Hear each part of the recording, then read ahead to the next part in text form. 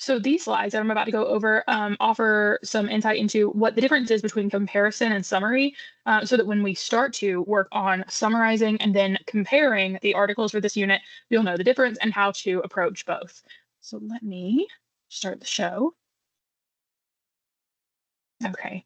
So first of all, what is a summary? A summary is a concise, objective restatement of the main ideas, key points, and essential themes of a longer work in one's own words. So that's the important part of summary. One is that it is shorter than the original work. And the second thing is it is in your own words so that you can come back to it and see the meaning of the piece, the main ideas of that piece without having to read the whole thing again, right? It focuses on the core message of the story or text while omitting any minor details, anything that feels unnecessary to include, minor examples, or personal opinion. All of those are kept out of a summary. And then finally, summaries provide a quick overview to aid in comprehension.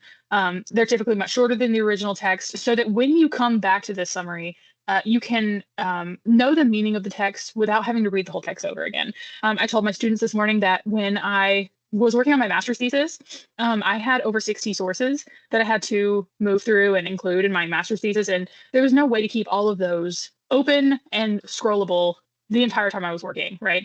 So one way that I really helped myself out in that category is creating one-page summaries of all of the 60 sources I had. So then I'm only flipping through 60 pages of content instead of 60 20-page documents. Summarizing teaches students how to identify the most important ideas in a text. So what is the main takeaway? It also helps you ignore irrelevant information. So facts or examples, statistics, things like that, that are not particularly relevant to the main point or main argument. And then finally, to help integrate central ideas in a meaningful way. It's one thing to know how to take the main ideas, but it's another thing to put it in your own words and summarize it in a way that is meaningful to you. Learning how to summarize improves your memory of what is read. Also, this is another great reason to summarize your textbook readings or any reading really that you do for class. It's a good idea to put it in your own words in like a short little summary, because then you are increasing your memory of the content. So once you start to look at the articles for this unit and asking some questions about summarizing, these are some questions you might can ask about the text that will help you summarize them. First, what are the main ideas? Second, what are the crucial details necessary for supporting the main ideas? So the details that cannot be left out, otherwise the story might be different. And finally, what information is irrelevant or unnecessary? Those obviously can stay out of the summary. A summary can also help you improve your understanding. I've said it already, but helping you to internalize the content so that you are not just reading and thinking, okay, great, I read that. You're thinking that is something I have learned truly. And summary really helps you with that. It can help to shape ideas into words that you can better, more readily understand and better apply to your own work.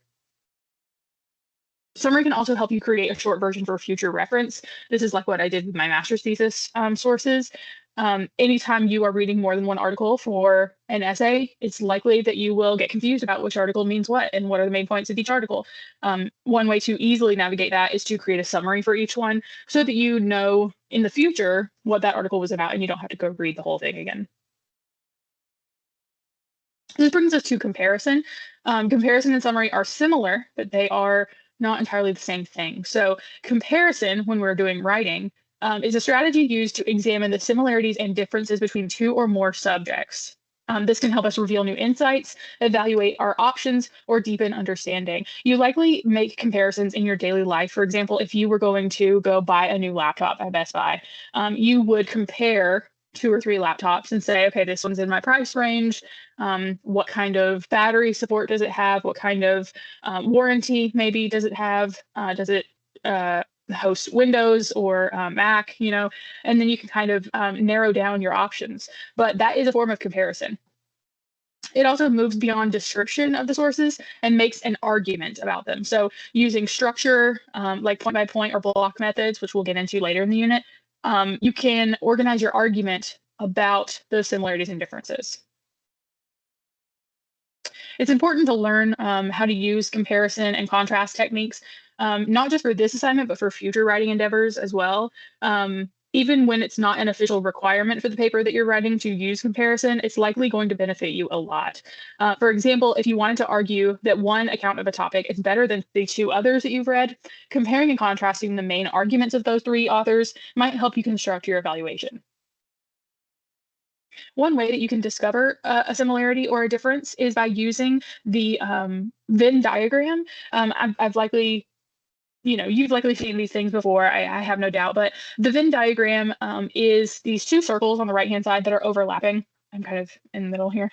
To make a Venn diagram, you just draw two overlapping circles. The section in the middle, so in this case, the purple section, is the section of things that both items have in common. So that's why they are in the overlapping section. This is a simple example using two pizza places, and I'll let you read over those. But this can really help you narrow down some things, especially if you are looking for one thing in particular. For example, if you are looking for some place that delivers pizza, only one of these stores delivers, right? And it's Amonti. So if you were looking for delivery, this comparison would really help you narrow down your options. This is another way you can make similarities more apparent visually. This is a chart, the chart method. A chart is a good idea if you are trying to compare more than just two things. So in this case, we're comparing Peppers, Amonti, and Papa John's, all pizza places. These charts can help you also give more specific details about the criteria you're looking for. So instead of saying a place has delivery or doesn't, maybe you could even say a place has delivery on DoorDash versus a place having delivery from the store itself. You could also look at the prices more closely. Instead of just saying mid-range, you could say, like $10 for a pizza versus $20 for a pizza. And you can get a bit more detailed in your information here. When comparing two pieces of writing, like we're going to be doing for this unit, here are some things you can ask yourself. First, what are their titles and what did they describe or depict? The titles of the articles for this unit are both very clear in what they are arguing for or against. So that can really help you remember which one is which. Another question, what is their tone or mood? How do they confront the topic at hand? Is it nonchalant? Is it lackadaisical? Is it approaching it in a humorous way? Is it approaching it in a serious way? Those questions. You can also ask who created them, why were they created, or why do you think they were created as they were? So who created them? Who's the author? What experience do they have? When were they created is a great question. It can be a very important analysis to see what year and at what time period things were created, because things change over time very quickly. Do you think one is of higher quality or greater merit than the others? And if so, why? And then finally, for writing, what is the main point and what structure do they use? And those questions I'd like to see you apply when it comes to the comparison essay that we're working on for this unit.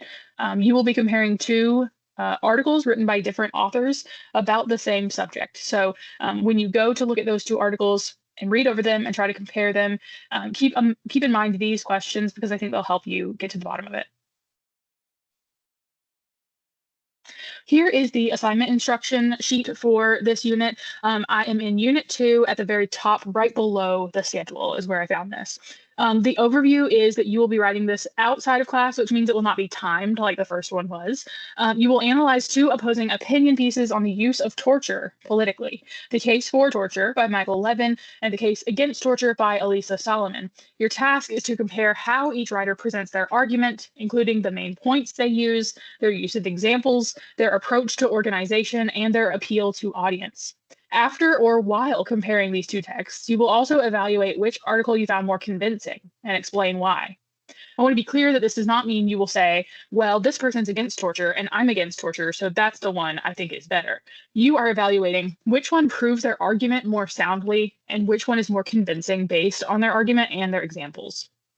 This assignment will help you practice close reading, summarizing, and thoughtful evaluation of argumentative writing. You will be using the skills of summary, comparison, and critical thinking. Here are the objectives or the SLOs for this assignment: summarizing central claims, identifying and explaining similarities and differences, comparing style, tone, examples, and organization methods, evaluating which article you find more convincing or persuasive, practice using transitions and clear organization, maintaining all aspects of a strong academic essay, like specific examples, well-developed paragraphs, and thesis statements. And then finally, we will work on practicing proper citation. Since this is the first time we will be citing with MLA formatting, there will also be a video posted later this week about MLA formatting and how to correct or adjust the formatting of your essay in a Word document. That's the place that you're going to be typing these, and the form you're going to be turning them in as is a Word document. So I'm going to make sure you know how to do that correctly so that you are prepared to format your essays. The essay requirement length is an 800 word count minimum. If you go over 1,200 words, that's okay. It's not going to bug me. Just make sure you're shooting for that 800 at least. The format, of course, is MLA formatting. You are only required and only allowed to use the 2 assigned essays that I have given you. You are not allowed to use any other outside sources. And obviously, you're not allowed to use any generative AI of any kind. The point of view for this essay could be a mix of third person and first person. For example, you'll want to use first person when you say things like, I found blank's argument to be more persuasive. But you might want to use third person when comparing the examples of each article. For example, Levin uses persuasive arguments when he says this, versus Elisa Solomon makes good points when she does this, right? That's in third person. And then finally, you'll need MLA in-text citations and a works cited page, which I will go over later this week. All right, that's enough for this video. Please let me know if you have any questions when it comes to the assignment, the readings, the requirements, and I will be in touch with you shortly. Bye.